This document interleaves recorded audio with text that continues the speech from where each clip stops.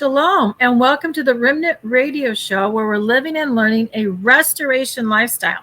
This is Nitza Moshe with Remnant Remedy, and we are doing a series called the Alef Tav Remedy. And that is going through the Aleph-Tav Body System book written by Dr. Monzo.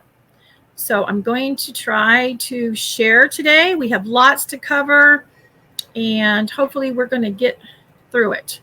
I know for a fact we're not going to get through all of it, but we're going to try anyway. So let's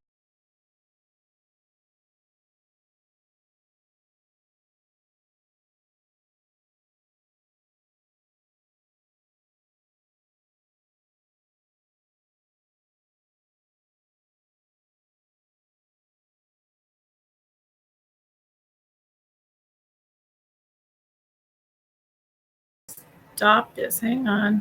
I have to figure this out. Well, we'll leave it here for now, I guess. Don't know why it's not doing. It's not as usual. Sorry about that, guys. I don't know what's going on with the share screen, but I will try it again and see if it comes up. There we go. All right. So let's get started here. I'm going to fast forward. We had some homework last week, and what that included was basically reading a few pages. My computer's really slow, so it's catching up here. The screen doesn't go as fast as I do. So please pray we keep internet. Hallelujah. All right. So we asked that you read the foreword in the book. And this is about why Dr. Monzo wrote the Aleph-Tav book. Okay. And we asked that you maybe listen to the Lost Art of Laying On of Hands testimony that Shell Wagner shared on the Heart of the Tribes. And then last week we had a testimony, and I'm going to skip to that, which if you guys remember this was Janie and an experience she had using the Aleph-Tav book that she had loaned to her friend who knew what to do to stop the bleeding. And so we kind of left off with this testimony of how and what to do if you are bleeding. And that is you take your right hand and you lay it flat. It's not about the pressure. It's about the energy and the electrical system in your body, basically. And you take the left hand and place it over at a right angle. And then we also mentioned that it's down here on the bottom. It's in the book. And these are on pages 318 and 319. I think that's in both editions. Also, if you need, order the book so you can go through. This is basically kind of like a book club. We're going to be going through this entire book. And, we might skip through some pieces. We're not going to do it verbatim, but we're going to learn the Aleph-Tav alphabet. We're going to learn it applied to the body points on the body and the measurements and how to use that, how to use essential oils for that. But we got to get the overall concept because there's so many layers to this. And he's included, I believe, 7 modalities of how to address issues in the body. And even for those of you who have gone to see Dr. Monzo or who send your information in to be tested, you will actually get a report back. And it may even specify which essential oil blend, frequency, energy blends to use, plus all the other things that he tells you in that report that was measured using the energy from your body, from your hair, your nails, etc. So, but on the bottom of this, it says, the more people who can apply at the same time over someone bleeding, the better. And usually the bleeding stops within 2 to 5 minutes. And Jenny reported that hers stopped at around 4 minutes. That before that she was using pressure and she could not stop the bleeding. So, we talked a lot about energy. And we're going to be talking about that all the time because the Aleph and Tav is what everything was created from. And so there was something that, remember, we are living stones, tabernacles. We're literally light. We literally have energy. The number one way our body communicates cell to cell is by the electrical system, which is their nervous system, right? And so I just wanted to share with you, I kind of had this little download not like I didn't know it, but then all of it was just clarified to me, is that, okay, so if we're all energy, right, and we can stop bleeding by the laying on of hands, and go back and watch episode 1, and this is episode 2, and then we can have more of a literal, concrete point of view on the power and the energy that is within us, okay? So I realized, I woke up, actually, I didn't wake up, it was part of a dream and a word the Father gave me, and it was ignite a fire, pray. And he showed me how, he calls us, if 2 or more pray, right? He sends them out in 2. He sends the disciples out in 2 at least. Well, here's the thing. If we are literally holding on to this fire, right? We have this power within us because the Torah is light, Yahweh is light, Yeshua is light. He's the light of the world. He lives in us. He empowers us. And we're going to see the days ahead where he's really going to empower us, especially corporately.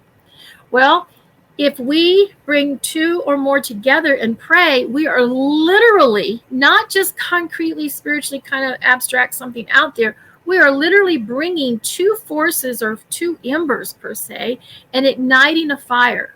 In the scriptures, when it talks about having an assembly or a convocation, especially during the feast, the Moedim, the appointments, okay, like say Sukkot or Shavuot, etc., it was about lighting a fire. That one of the meetings that they have, which gets translated in English, you don't see the differences, but one of the ways that we meet in the scriptures in the Hebrew is the word mikra.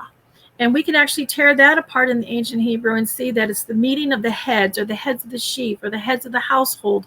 And it's the fire. That kuf is in the middle of that. So the heads of the fire. So when you and we get together and we pray, we are igniting a fire.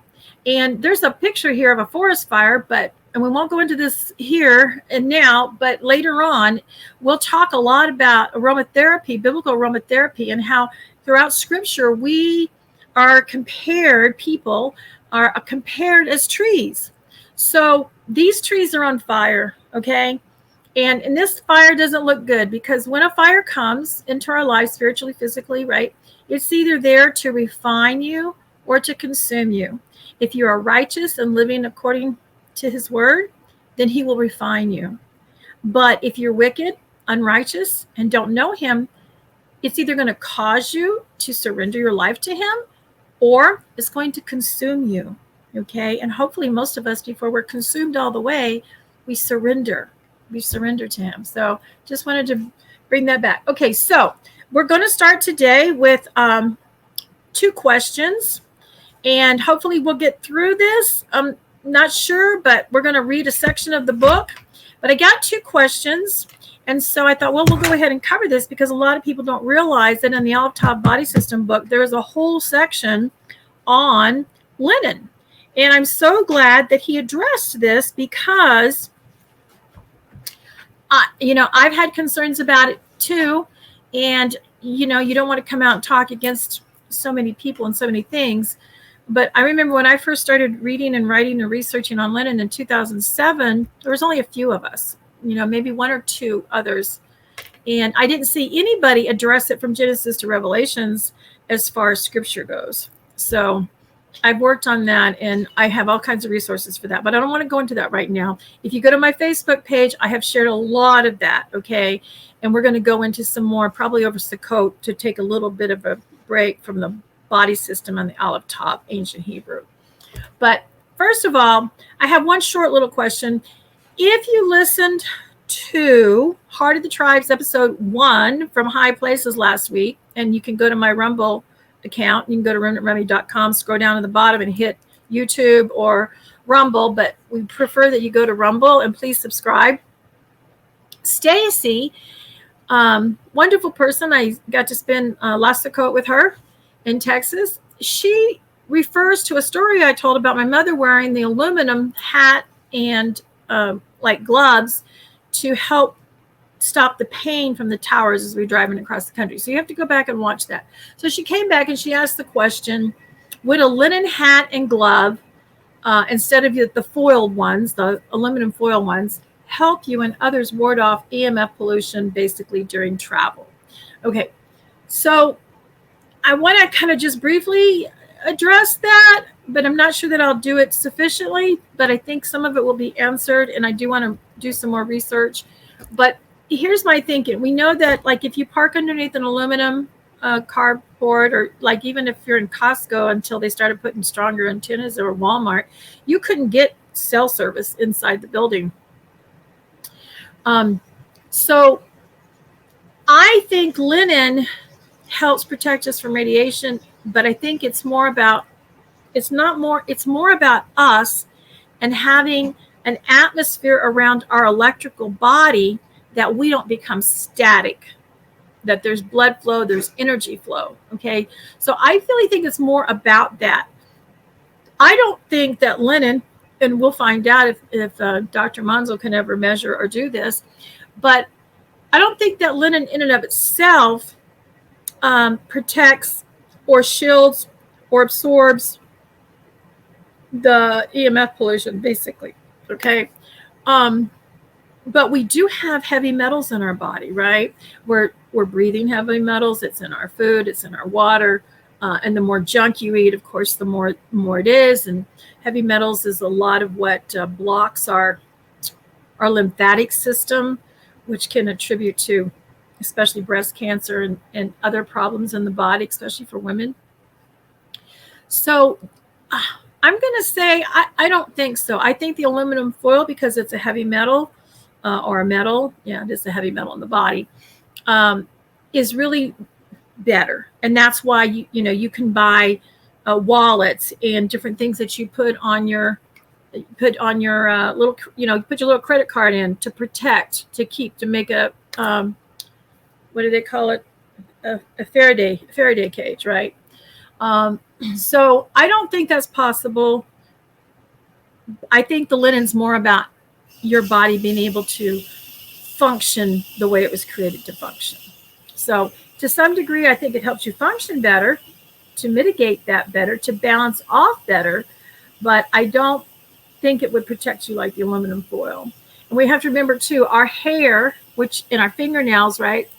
We can measure that, and this is the minerals, right? This is the minerals that came. This was the minerals that was in my body a few months ago, right? Which I think all has to do with why the Watchers liked the hair on the women.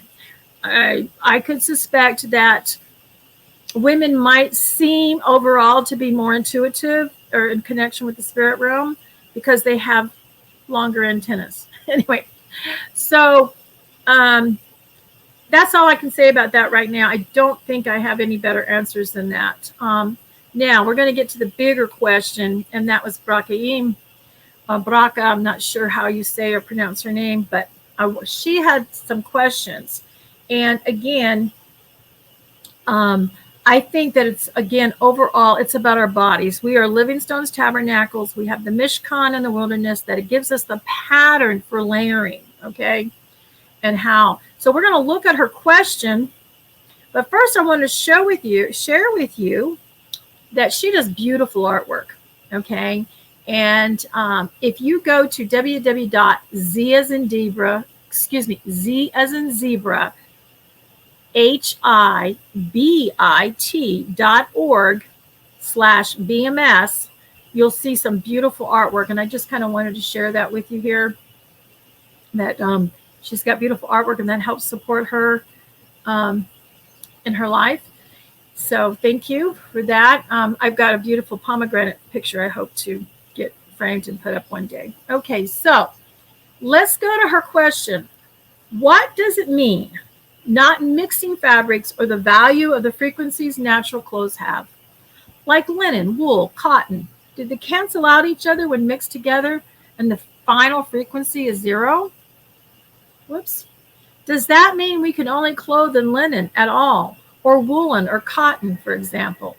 Or can we have one blouse in linen and another cloth in synthetic? Do we still benefit from the linen frequency, or is it canceled by the synthetic skirt? Does it mean not to have different fabrics from the same time of what you're wearing? I'm asking for medical reasons. I wear compression pantyhose during the daytime, and at night I even wear either the same thing. It wasn't clear. This English, I think, is her second language, and I wear synthetics. So wearing the compression hose also gives me so much better support for my arthritic knees.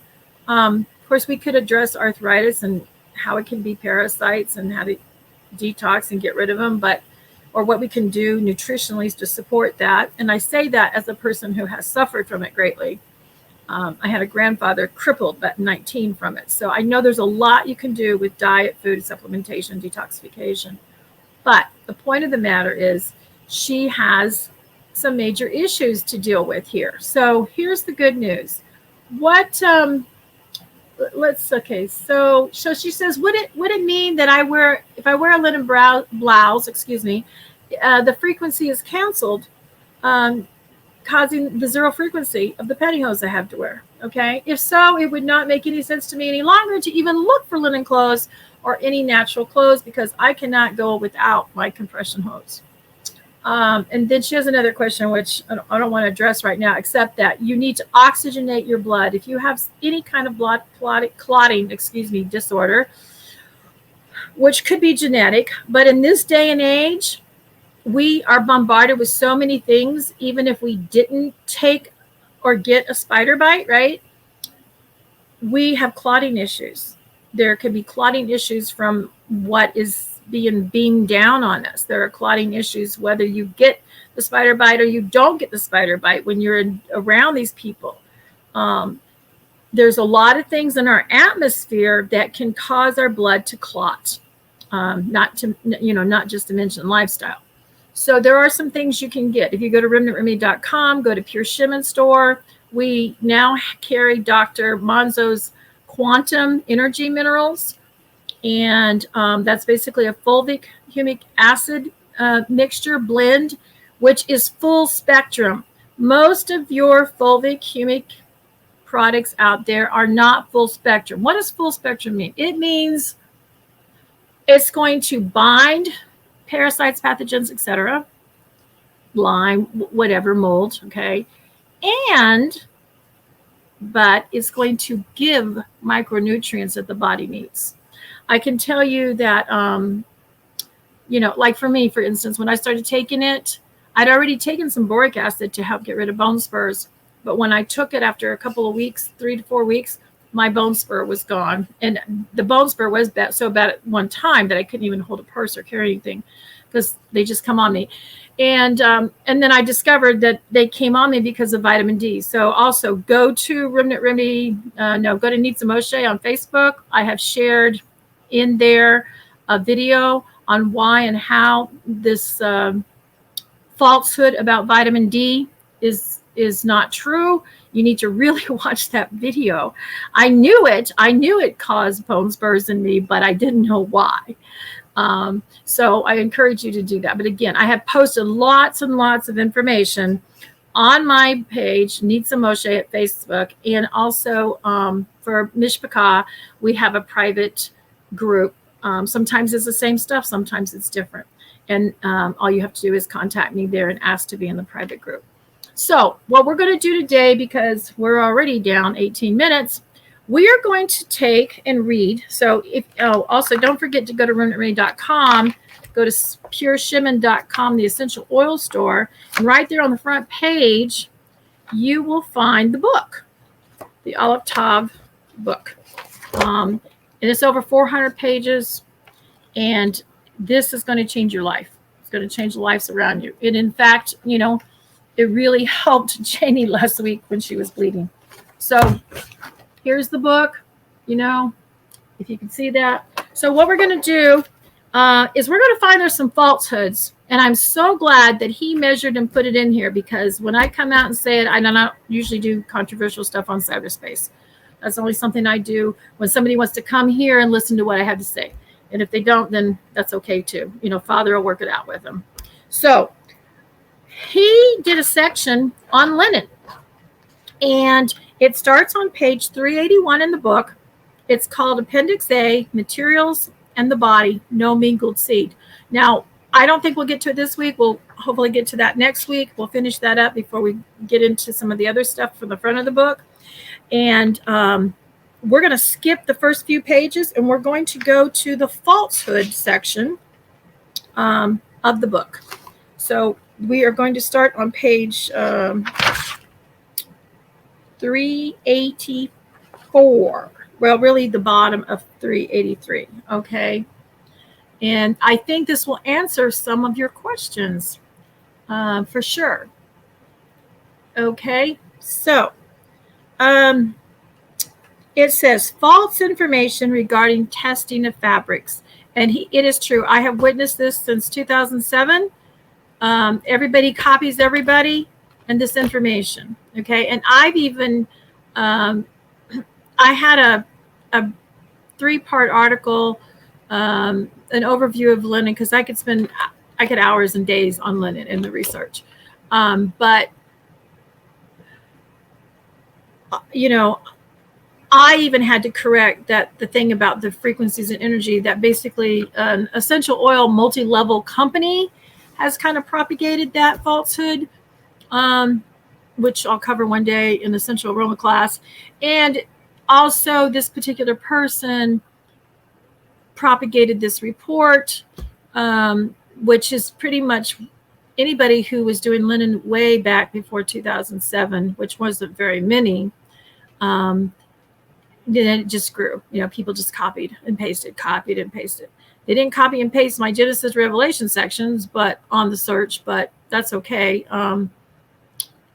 You know, most people didn't really want to know what the word had to say from Genesis to Revelations about flax or linen. Okay, but that was my main thing.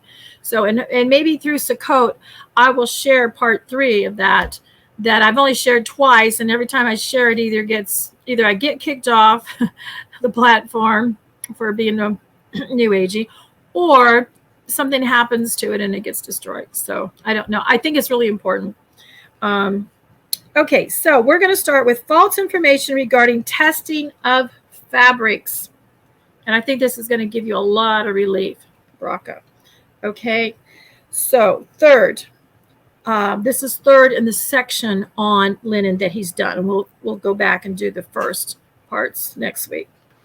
Third, I will cover all the information on the internet of so-called testing of fabrics like linen and wool. This section is not intended to attack anyone, but instead to make sure that true and scientific information is being passed on. I will not mention names, but it appears that all the information on the internet goes back to one source. And I would agree with him. And again, I don't go around talking about that. And also, I quit following and reading the person's information, even though it seemed very intriguing when I saw that her spouse thought he was the next imam. So it will be easier to write this out in a question and answer format. And this is basically it. Question number 1. The body, or a statement really. The body, linen and wool, were tested and frequencies were identified. Dr. Monzo says false. Most of the information uses measurements like 5,000 units. That is not a measurement of frequency. First, it is important to understand what frequency is and what it is not. In the Western world, frequency, energy, vibration are all used generically for each other. Guilty. But this is not the correct and scientific use of those words. To shorten this section, I will only explain a few important facts about frequency. Frequency is a measurement of cycle per second, and the measurement, excuse me, I lost my place. Frequency is the measurement of cycle per second, and the unit of measure is in hertz. So they call those measurements hertz, right? And I wanted to make sure I get to, okay, we'll get to this. Okay. Nothing indicates that 5,000 units equals 5,000 hertz. And I have seen no mention of 5,000 hertz. Second, everything does have frequency, but not everything can be measured without the use of very advanced machines. I've been trying to track down this particular machine that was supposedly used in this original documentation, found that the gentleman who supposedly did it has passed away, was very involved in, met through a natural organic farmer, that it was actually part of his business to use frequency resonance and energy on farms to create better crops, basically, which led to kind of, I'm still looking for all the research or documentation to how they use stones, minerals, rocks in areas for farming to enhance the energy to bring forth the crops. So anyway, everything does have a frequency, but everything cannot be measured without special equipment. Furthermore, an element on the periodic table, such as oxygen, has frequency. Remember, we talked about this on the last show, that the Aleph and the Tav, which comprehends everything, was vibrating over the waters. Go back and watch episode 1. Hydrogen also has a frequency, but when oxygen and hydrogen are combined to form water, H2O, 3 frequencies are coming together. This makes what should be rightly called energetic frequency identification signature, which is like a fingerprint of that particular substance. Did you know that using the satellites for many years now, they can search and find a person by the energy or signature frequency of your gait, of the way you walk, and you in particular? They use this type of similar technology in airports. Like if you get mad or upset or you look suspicious, they're basing it off the energy emotions or emotions, okay? This makes what should be rightly called an energy frequency identification signature, which is like a fingerprint of that substance. It is not one frequency, but an energetic signature made of multiple frequencies. You could also call it an energetic pattern. Anything living will have an energetic identification signature, and not only a frequency. In addition, living substances having operating frequency ranges, which is the frequency range at which they vibrate while functioning, thus operating. Okay. Number 2, the body has a signature frequency of 100, and anything lower weakens the body. False. The premise is true, but the body's energetic signature is unique to each particular person. I would say think about this as a person's countenance when they walk in a room. And of course, if you're well, you have more of an energy biophoton field. Other people will call it aura, which, if you look at that, back to the original word, or light energy. But if you're working with medical doctors, and a lot of times they will call it the biophoton field, okay, which is the living light field that can be measured. So the premise is true, but the body's energetic signature is unique to each person. The overall operating frequency of the body must be much higher. The body's operating frequency range, and I hope I don't mess this up, okay, is from 5.5 kilohertz. A kilohertz equals 10 to the third power, to 12.9 petahertz, which, if I understand this correctly, is 12.9 quadrillion. So PHZ, petahertz, equals 10 to the 15th power. That's 10 with 15 zeros behind it. For the organism and organ system level of the body, cell level ranges from 77.7 decahertz, deca being 10. So that's a decahertz equals 10 to the first power. So the cells of our body, the energy of the cells of our body ranges from 77.7 decahertz, get that 777, all the way to 12.9, right? This is like when we're doing detoxes or working with people detox, and for me even, we have products, including the fulvic minerals, that help oxygenate the blood, help the body get energy to the cells. And again, heavy metals and stuff like that, and what's going on in our atmosphere can definitely affect our cell energy, basically. And the energetic level of the body ranges from 975 megahertz. A megahertz is 10 to the, I think it says third power, to 12.9 petahertz. See statement number 1, which we read, for more understanding of what a frequency is. So we need to undo some of these thoughts based on the measurements and the science, not just the work that was done years ago and printed and copied. The frequency for wool is 5,000 and the frequency for linen is 5,000. Again, false. 5,000 what? Units are often mentioned, but frequency is not measured in units. That is the first sign that what is being said or reported is either false or incorrect. Second, wool and linen cannot have the same frequency. They're not the same thing. Remember, everything is unique in Yahweh's creation through the Aleph Tav. Or they would be the same substance. Each signature frequency is unique to each substance on the earth, which is why it is like an energetic fingerprint. Now, to be fair, they might have been measuring some other form of energy in unidentified units of measurement, such as scalar energy, which is currently has no known unit of measurement. Okay, sorry, I'm losing my voice here. All right, number 4. When wool and linen are mixed together, both materials are 5,000 frequency. They cancel each other out and crash the body's energetic field. Again, false.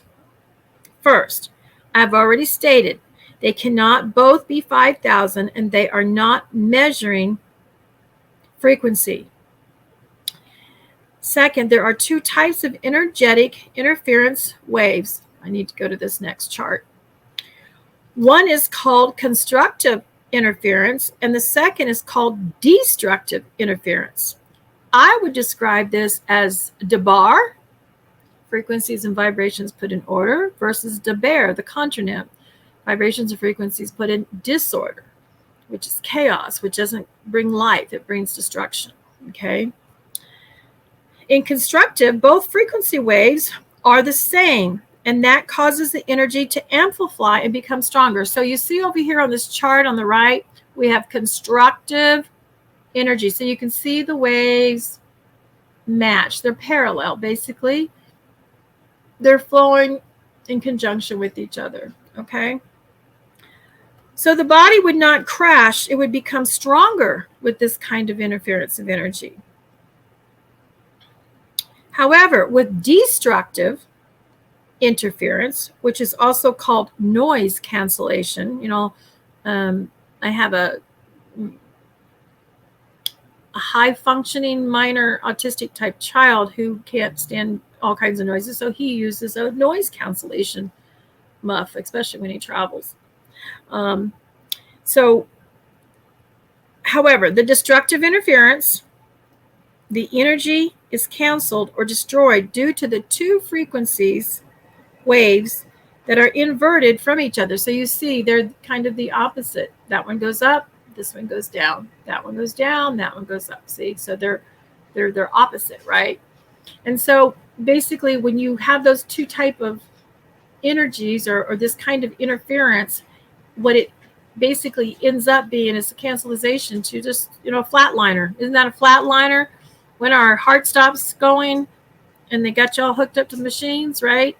But then when they got you hooked to machines and you're getting constructive energy into the cells, into the body, you got this nice flow going back and forth, showing the heartbeat and the energy in the body.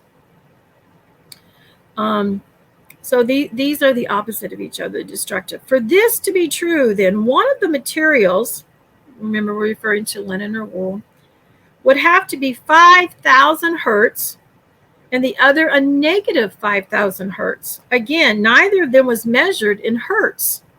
So maybe it is some other form of unit of measurement. These things bring up a warning sign. It starts to look like someone is trying to make the testing fit their perspective. I'm not going to go into what their perspective is, but I can tell you that it's something I would avoid. Number 5, wearing wool over linen will collapse the electrical field of the body. False. And I'm going to stop right here and just say, we have the pattern in the tabernacle, in the Mishkan, okay? If you study the temple, we are the living stones temple. The linen was close in the inner court to the Holy of Holies, right? But up over that was the wool, the lambskins, okay? So that is, that's a layering in a sense, okay? So wearing wool over linen will collapse the electrical field of the body. Again, false. This is number 5. None of the above 4 statements were true, but they would have to be in order for this to be actually scientifically true. It would have to cause some type of destructive interference or incoherence to the body's system of energy. However, neither is true. Based on my testing, I cannot duplicate this study. Furthermore, there are no scriptures that prohibit wearing 2 different types of garments. Only once in Ezekiel chapter 44, verse 17. Does Yahweh instruct the Levitical priests to not wear linen and wool when they enter the inner courts to minister? And we'll have to go back and read the first section of this and what he covers on this. This statement infers that people and the priests wore linen and wool together at times. Otherwise, why tell them not to do so when they enter into the inner courts? In other words, they obviously were doing that, so he's telling them not to. I can tell you, living in Northwest Montana, going out in the winter, even if you were really thick and many layers of just linen, you may still really want to go and add an outer jacket, coat, sweater of wool, okay? And I'll share with you in a minute what I learned from my Jewish teaching.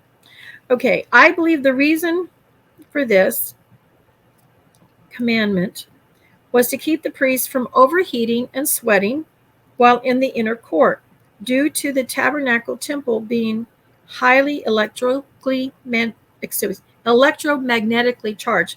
Now, the scripture clearly actually tells us that they're there to wear linen so as to not sweat.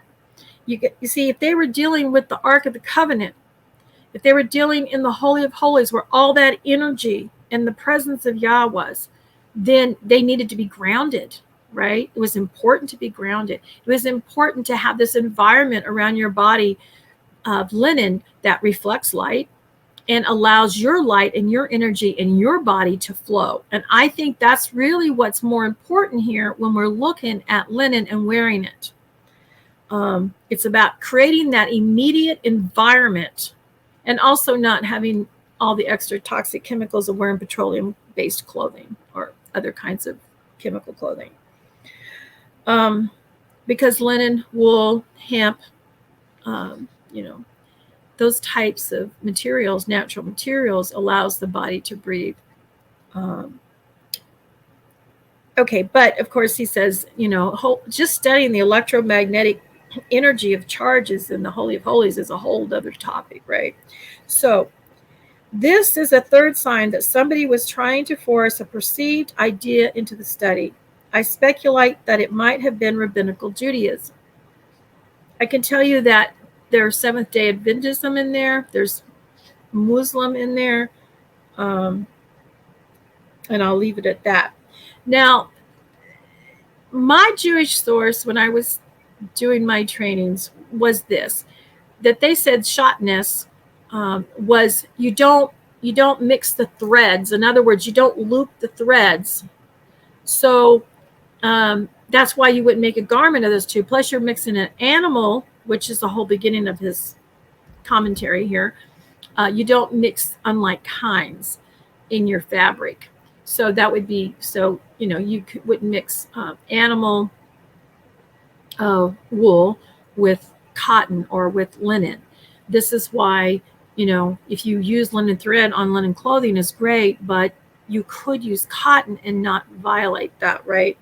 But what I was learning was that it was all about that hooking of the loop of the thread. That's the mixing that I was taught when I asked the questions to my Jewish trainer. So that is why they explained to me that some of the priests would wear linen, but they may have a wool sash or belt, but it wrapped around them. It didn't go through a loop. It didn't have a loop like we have a lot of times in our clothing for a belt. Okay, so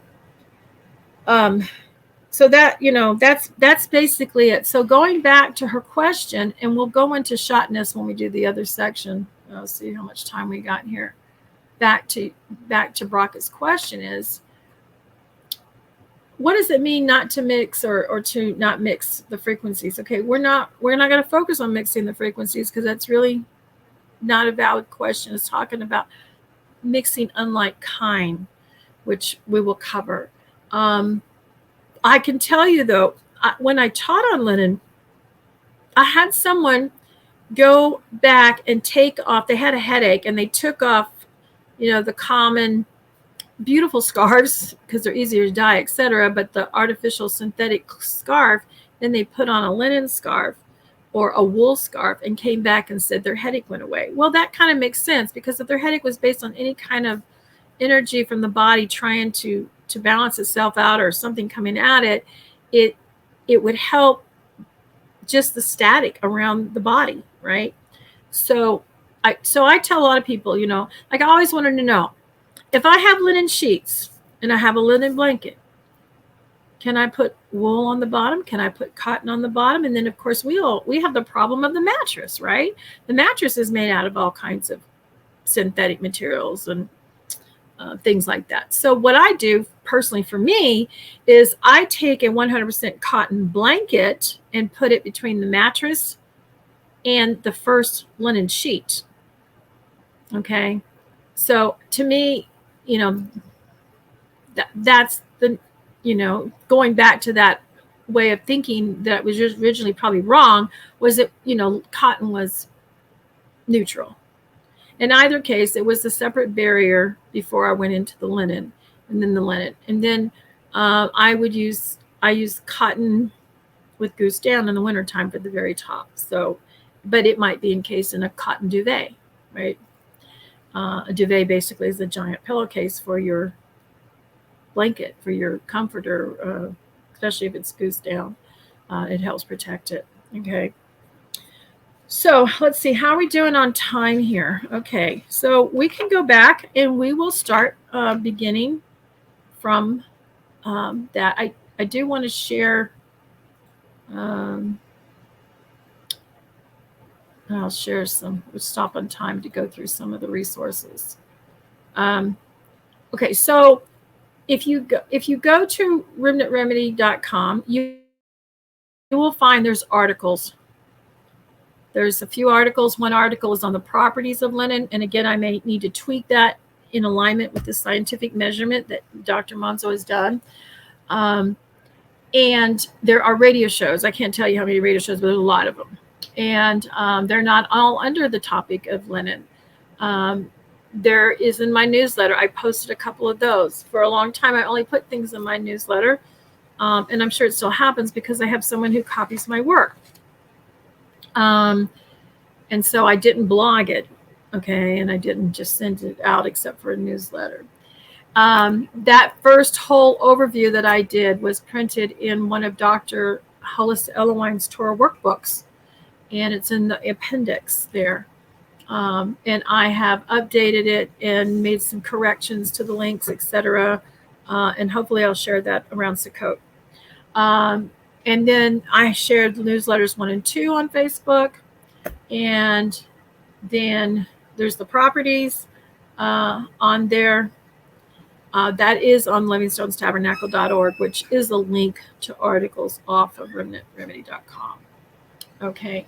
Now, if you get to remnantremedy.com and you click on radio archives, which most all of these radio archives were done here on Messianic Lamb, we have in the series Rebuilding the Living Stones. Let me tell you, Rebuilding the Living Stones isn't necessarily per se obvious that it's about Lenin, but the whole reason and purpose of that series, which maybe one day I'll finish, was about establishing the fact that we are light. We are electrical. We are light beings. We are literally living stones of light. And that is the principle as to why and how we're going to wear linen, okay? Because we're looking at the pattern of the Mishkan, of the wilderness tabernacle, because we are the tabernacle. So there are some articles in there specifically about linen, but the whole thing, there's one on iridology, which was about the light and energy that I just fell into studying, trying to do something else. And so you want to look at that. There's a particular category called linen and SHaySH, which is the Hebrew word for that. There's another one called linen lovers, which are different people who sew or make and do things with linen. And then under the preparation skills for the bride with Suzette Robinson, that has things here and there on essential oils and linen, but it's really an awesome overview that Suzette did, that she teaches on survival skills, preparation skills to be prepared. So, and I think the link to her, I think it's paintedtongue.com. Great. And she does some teachings at events and Sukkot and stuff. So you won't want to miss the information that she has. And then those are the shows that we did from her notes. If you want, I have a whole show there under the linen category on the pseudepigrapha story of Joseph and Asenath. Joseph and Asenath is a beautiful story about Israel going into, it's you can see the parallels of Israel going into captivity, worshiping false idols, and then her returning and repenting, and Yeshua coming back, which in her case was Joseph, and wearing the wedding garment, the white wedding garment.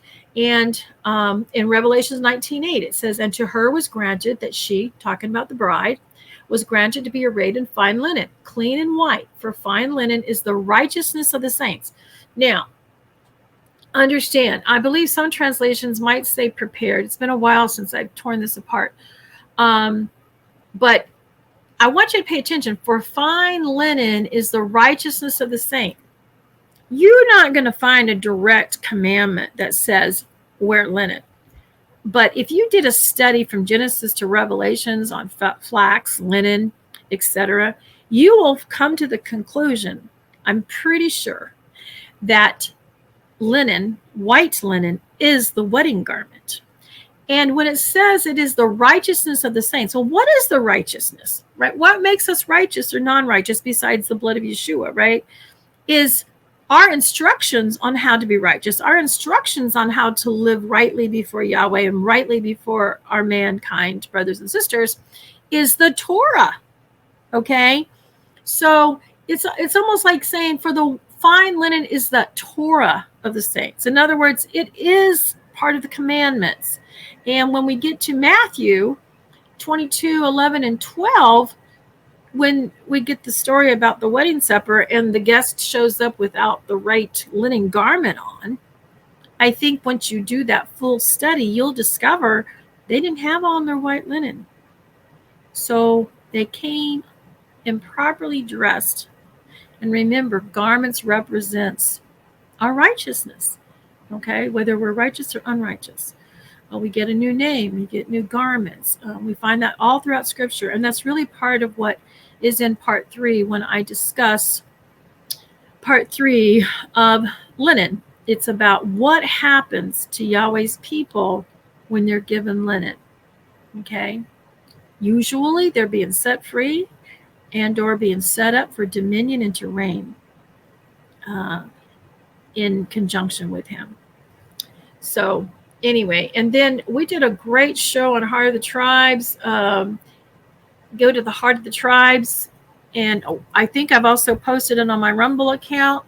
We did, it's called Walking in the Word, and we each covered, Shell and Lee and Catherine, we covered favorite passages from Scripture, or what we call the hidden books. And I did this one on Asenath. I also did a whole radio series, almost read the first whole half of the book and had to edit out all my tears because I could see the parallels between that and Israel and the lost tribes and the repenting and coming back. So that is something you might want to look at. Also, depending on which calendar you're on, some people are going to be doing Sukkot this month. Some are going to be doing it next month. Yom Kippurim, or Yom Kippur, or the Day of Atonement, or the Day of Judgment, really, is what it represents in the future. But it's the Day of Coverings. You might want to study sackcloth, because if you're studying deep into linen, you're going to want to study deep into sackcloth, I would think. And he's going to mention in the book, when we cover it next week, about the problems with the King James Strong's Concordance in particular, in translations. But that was a problem that I found trying to discover what truly was the sackcloth.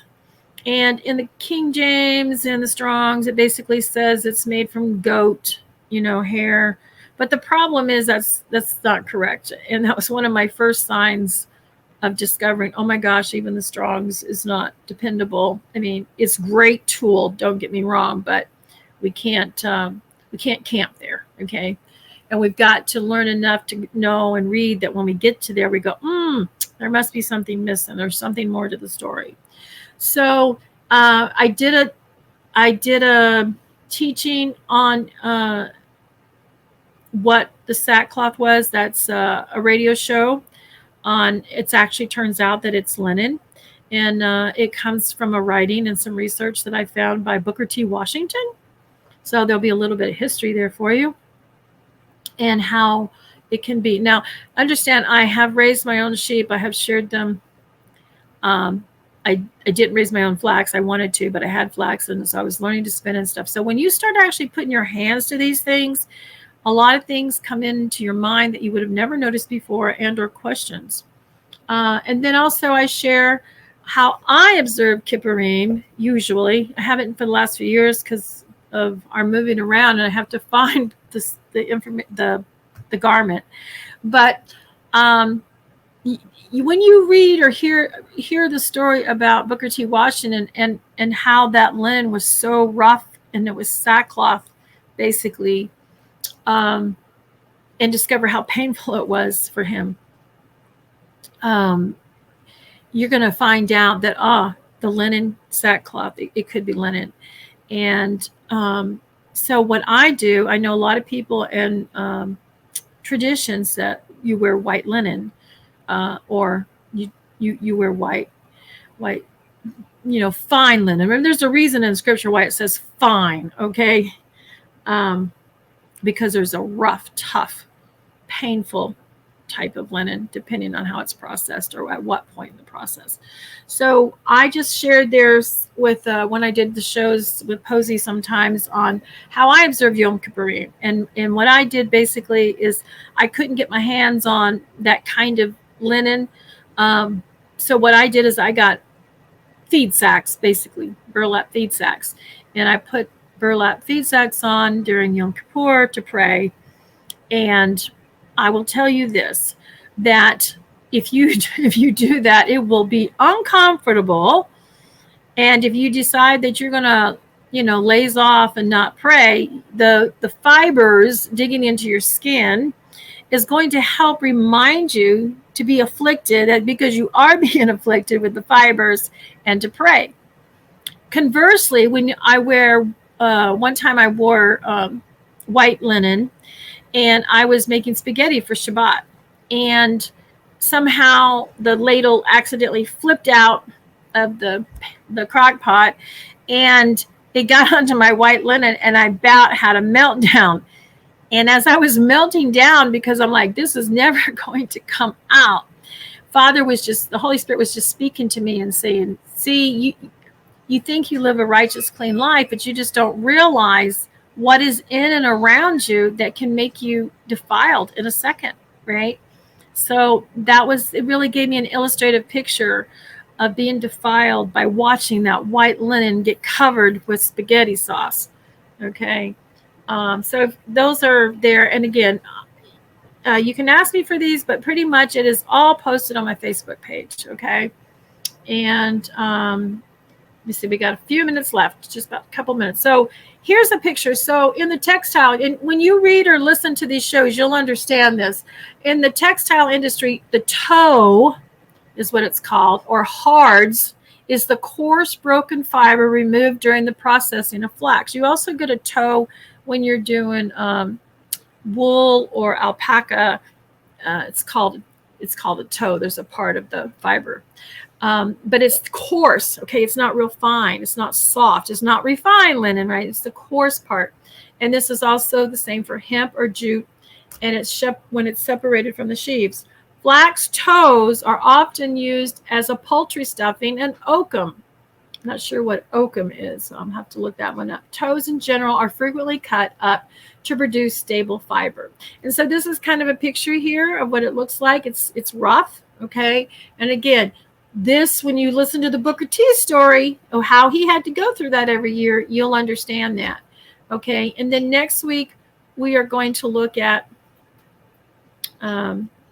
the first 2 pages on the linen section that he wrote on linen, and the translation issues with shotness, which is usually what it's, one of the words that it's referring to. And we'll break apart the shotness here in ancient Hebrew, in modern Hebrew. And what's really fascinating is when he suffers it out, he gets mixed stuff, which is basically what the English says, to destroyed by not understanding or perceiving the authorized seed set apart. This is all about being set apart, being clean, undefiled, right? So the principle really here is about being set apart. So back to you, Braca. I would say that I would wear linen in all the places that I possibly could. And I wouldn't get so worried about all that stuff, because anything you do in any place of your body that allows your body to breathe and to have the electricity flow clearly, the better. And so I would definitely do that with a natural fiber. And I would encourage you to do that. And I just, hopefully this will help undo some of that for you. Okay. And I want to make sure that I am on time getting out of here. So I'm going to say goodbye here before I get started and get off on a tangent. So may your garments always be white, and let your head lack no shimon. Shalom.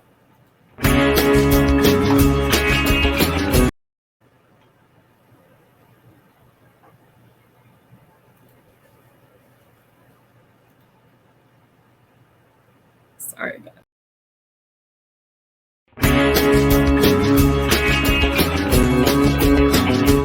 We are richly blessed to bring you what we believe is the fullest, most diverse, yet up-to-date progressive teachings, discussion, and prayer programming you can find anywhere on this planet.